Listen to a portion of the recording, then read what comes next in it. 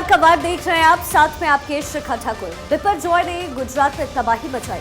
इस तूफान की वजह से 2 लोगों की मौत हो गई है, जबकि 20 से ज्यादा लोग घायल बताए जा रहे हैं। और अब तूफान राजस्थान की तरफ आगे बढ़ रहा है, जिसे देखते हुए राजस्थान में रेड अलर्ट जारी कर दिया गया है। अगली बड़ी खबर के लिए रुख करेंगे मेरी सहयोगी महिमा सिंह का। देखिए, दूसरी बड़ी खबर मैं आपको बताऊंगी। बागेश्वर धाम के पीठाधीश्वर धीरेन्द्र कृष्ण ना ही कथा सुना रहे हैं और ना ही दरबार लगा रहे हैं, बल्कि बाबा 5 दिनों के लिए गायब हो चुके हैं। आज शिवरंजनी तिवारी को बाबा से मिलने के लिए पहुंचना था, लेकिन उससे पहले बाबा गायब है। किसी को नहीं पता कि वो कहां पर है। इस पूरी खबर को लेकर मैं आपको दूंगी विस्तार से जानकारी, लेकिन तीसरी बड़ी खबर आपको बताएंगी मेरी सहयोगी आयुषी शेखावत। बिल्कुल, इस खबर के बाद बात करेंगे यूपी के सीएम योगी आदित्यनाथ की। योगी आदित्यनाथ से माफिया इतना डर गए हैं कि वो खुद अपनी जमानत कैंसिल करवा के सलाखों के पीछे जा रहे हैं। इन अपराधियों को डर है कि कहीं यूपी पुलिस उनका एनकाउंटर ना कर दे, इसीलिए वो खुद ही सरेंडर कर रहे हैं। इस खबर पर विस्तार से बात करेंगे, लेकिन उससे पहले अगली बड़ी खबर के लिए चलते हैं मेरी सहयोगी प्रिया के पास। बिल्कुल, देखिए अगली बड़ी खबर है। दारुल उलूम ने एक बार फिर से फतवा जारी किया। ये फतवा है अंग्रेजी के खिलाफ। मौलाना मदनी का कहना है कि मुस्लिम बच्चे मदरसों में दीनी तालीम लें, अंग्रेजी उसके बाद की बात है। इस खबर पर आगे आपको अपडेट करेंगे, लेकिन सबसे पहले इस वक्त की सबसे बड़ी खबर आप तक पहुंचाएंगे शिखा ठाकुर। तो चलिए करते हैं 4 के वार की शुरुआत और आपको क्विक अपडेट देते बिपरजॉय को लेकर। बिपरजॉय ने गुजरात में तबाही मचाई है और अब ये तूफान राजस्थान की तरफ तेजी से बढ़ा है, जिसे देखते हुए राजस्थान में रेड अलर्ट जारी किया गया। आपको रिपोर्ट के जरिए दिखाते हैं।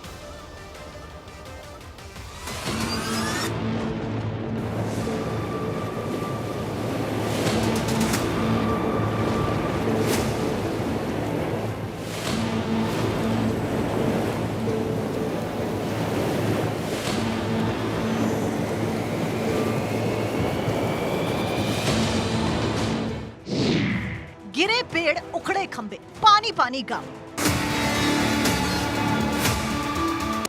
बिपरजॉय को लेकर राजस्थान में रेड अलर्ट। समुद्र से लेकर रेगिस्तान, तूफान ही तूफान।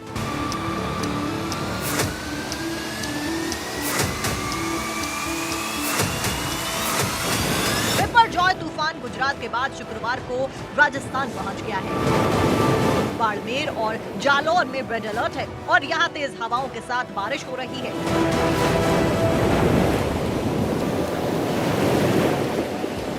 जालौर में शुक्रवार सुबह तक 69 मिलीमीटर बारिश दर्ज की गई है। इधर जैसलमेर में भी आंधी बारिश लगातार जारी है। बाड़मेर और सिरोही में तेज हवाओं की वजह से पेड़ और पोल गिर गए हैं।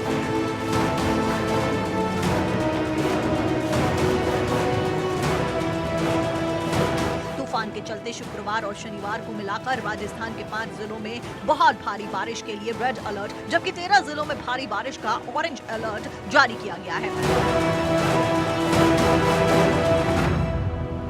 मौसम विभाग का अनुमान है कि 24 घंटे के दौरान राजस्थान में 200 मिलीमीटर यानी कि 8 इंच या उससे ज्यादा बारिश हो सकती है। मौसम विभाग के मुताबिक राजस्थान में तूफान 16, 17 और 18 जून को एक्टिव रहेगा। पाकिस्तान बॉर्डर से सटे 5 गांव बाखासर, सेड़वा, चौहटन, रामसर, धोरीमना गांव के 5000 लोगों को सुरक्षित स्थानों पर शिफ्ट किया गया है।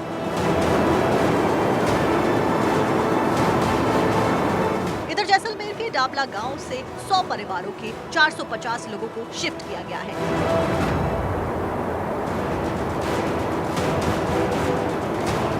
नरेगा के काम और महंगाई राहत शिविर रुकवा दिए गए हैं। जोधपुर यूनिवर्सिटी ने तूफान के असर वाले इलाकों में 16 और 17 जून को होने वाली सभी परीक्षाएं स्थगित कर दी हैं।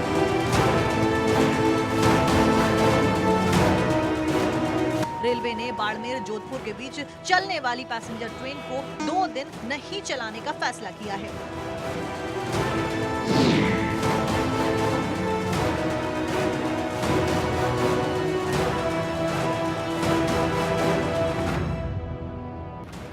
बिपरजॉय तूफान के जखाऊ तट से टकराने के बाद गुजरात में भारी नुकसान हुआ है। इसका असर कच्छ, सौराष्ट्र समेत 8 जिलों में रहा है। ये अपने पीछे भारी तबाही छोड़ गया है।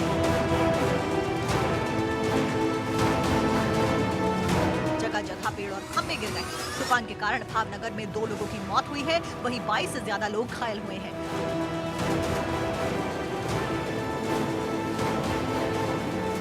बिपरजॉय तूफान गुरुवार शाम 6:30 बजे कच्छ के जखाऊ तट से टकराया था। लैंडफॉल आधी रात तक चला। इस दौरान हवाओं की रफ्तार 115 से 125 किलोमीटर प्रति घंटे रही। इससे पहले कच्छ, द्वारका, पोरबंदर, जामनगर, राजकोट, जूनागढ़, गांधीधाम और मोरबी समेत तटीय इलाकों में तेज हवाओं के साथ भारी बारिश हुई। Bureau report, Bharat 24।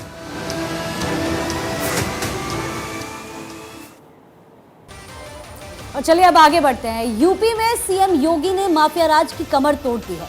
अपराधियों के अंदर ऐसा खौफ है कि वो खुद अपनी जमानत तुड़वाकर जेल जा रहे हैं। गोरखपुर में माफिया अजित शाही, सुधीर सिंह के अलावा राकेश यादव ने सरेंडर किया और जमानत कैंसिल कराकर जेल चले गए। देखिए रिपोर्ट।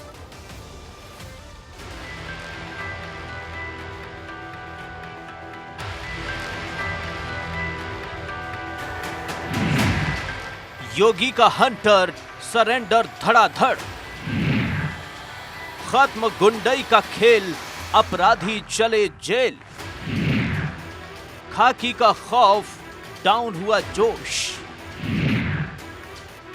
गुर्राने वाले गिड़गिड़ा रहे, जमानत अपनी तोड़वा रहे।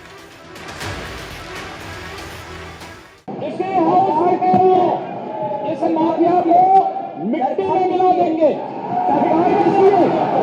सरकार किसी है गफलत में हो, ये माफिया है, इनको मिट्टी में मिलाने का काम करेंगे। अपराधी आप हैं, अपराधी को भी दूर कर। योगी के इस ऐलान ने यूपी के हर माफिया की नींद उड़ा दी है। खुद को डॉन समझने वाले मौन हो गए हैं। आतंक गाथाएं लिखने वाले गिड़गिड़ा रहे हैं, रहम की भीख मांग रहे हैं। योगी के शहर गोरखपुर में भी माफिया सहमे हुए हैं, तो बाबा ने सोनभद्र से एक बार फिर अपराधियों को चेतावनी देते हुए कहा कि प्रदेश में गुंडई करने वालों से सख्ती से निपटा जाएगा। जो गर्मी दिखा रहे थे उस समय, गर्मी सबकी शांत हो गई होगी। वैसे भी मौसम बहुत सुहावना हो गया, कल तक बहुत गर्मी थी। कोई उनके लिए दो बूंद आंसू बहाने वाला भी नहीं। गोरखपुर में माफिया लगातार सरेंडर कर रहे हैं। माफिया अजीत शाही, सुधीर सिंह के अलावा राकेश यादव ने सरेंडर किया और जमानत कैंसिल करवाकर जेल चले गए, जबकि फरार माफिया विनोद उपाध्याय सरेंडर की कोशिश में लगा है। 2 दिन पहले वो सरेंडर करने बस्ती पहुंचा था, लेकिन पुलिस की गिरफ्तारी के डर से माफिया कामयाब नहीं हो सका और फिर फरार हो गया। माफिया अजीत शाही की संपत्ति पर 4 दिन पहले ही बुलडोजर चला था। अतीक शाही पर 36 से ज्यादा मुकदमे दर्ज हैं। माफिया अजीत शाही का शहर में गाड़ी खींचने का भी काम चलता है। माफिया का कई बैंक से टाई अप है। इसके गुर्गे गुंडागर्दी करते हैं। पुलिस जांच में एक बात और सामने आई है कि माफिया नाम बदलकर अजीत वीर विक्रम सिंह नाम से कारोबार करता है। सत्यपाल सिंह और शैलेश सिंह ने जमानत वापस ले ली है।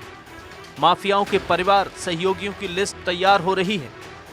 माफिया राकेश यादव पर 50, सुधीर सिंह पर 36, विनोद उपाध्याय पर 25, प्रदीप सिंह पर 53, राधेश्याम पर 34, अजीत शाही पर 35, सुभाष शर्मा पर 22, सत्यव्रत राय पर 16, शैलेंद्र पर 9 केस दर्ज हैं। भूमाफिया ओम प्रकाश पांडे की 6 करोड़ की अवैध संपत्ति जब्त की गई है। नशा कारोबारी पंडिताइन की 13.5 करोड़ की अवैध संपत्ति जब्त की गई है। मेडिकल माफिया अभिषेक यादव की 103 करोड़ की संपत्ति जब्त की गई है। भूमाफिया जवाहर यादव की 416 करोड़ की अवैध संपत्ति जब्त की गई है। भूमाफिया भृगुनाथ सिंह की 8.5 करोड़ की संपत्ति जब्त की गई है। माफिया सुधीर सिंह की 10 करोड़ से ज्यादा की संपत्ति जब्त की गई है। माफिया अजीत शाही की 14 करोड़ 73 लाख की संपत्ति जब्त की गई है।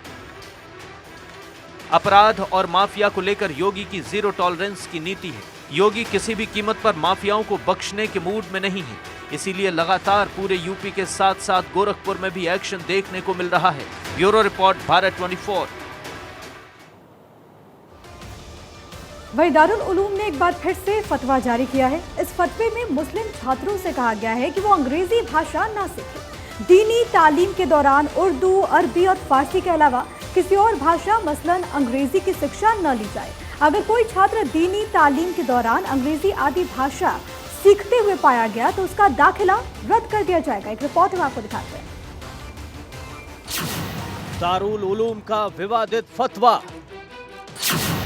छात्रों को अंग्रेजी सीखने पर पाबंदी।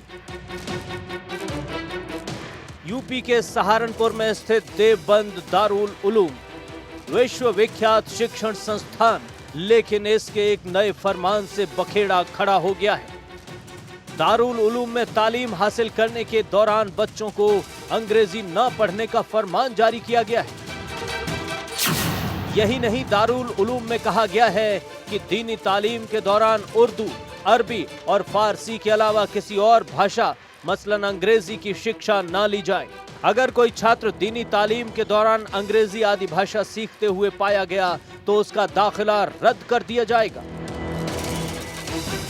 दारुल उलूम के इस फरमान का विरोध हुआ तो संस्थान की तरफ से सफाई दी गई। संस्थान ने कहा कि फरमान उन छात्रों के लिए जारी किया गया है जो दारुल उलूम में दीनी तालीम लेते हैं लेकिन बाहर कंप्यूटर और अंग्रेजी सीखने के लिए जाते हैं। हम तो खुद दारुल उलूम में हमारे यहाँ अंग्रेज़ी का शोबा है, जो तलबा फारिग हो जाते हैं हम उनको उसके अंदर दाखिल करते हैं। कंप्यूटर का शोबा है, जाहिर है कि कंप्यूटर भी आम तरीके पर अंग्रेज़ी ही में चलता है। हमें इससे कोई, हमारा जो कोर्स है, निसाब तालीम है, जो किताबें हैं, वो हमें इसकी इजाज़त नहीं देती कि हम उनके साथ किसी दूसरी चीज़ को पढ़ें। इसलिए कि हम 6 घंटे पढ़ाते हैं, जो हमने पढ़ाया है अगर उसको तालिब इल्म मगरिब के बाद या और इशा के बाद नहीं देखेगा तो वो कामयाब नहीं हो सकता है।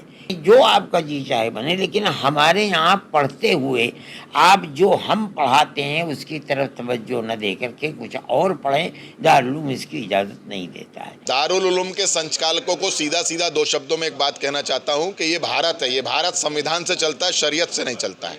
भारत न फतवों से चलता है न शरीयत से चलता है। भारत अपने देश के संविधान में प्रदत्त शक्तियों के आधार पर, नियम कायदों के आधार पर चलता है। इस देश के अंदर रहने वाला नागरिक स्वेच्छा से हिंदी, अंग्रेजी, संस्कृत जो भी पढ़ना चाहे वो पढ़ेगा। किसी के द्वारा थोपे गए निर्णयों के आधार पर कोई निर्णय नहीं हो सकता। दारुल उलूम का ये फरमान विवादों में आ सकता है और इसकी वजह है सरकारें और कुछ राजनीतिक दल लगातार इस बात के पक्षधर रहे हैं कि मदरसों में बच्चों को उनके धर्म की तालीम के साथ साथ तकनीकी और आधुनिक शिक्षा भी मिले।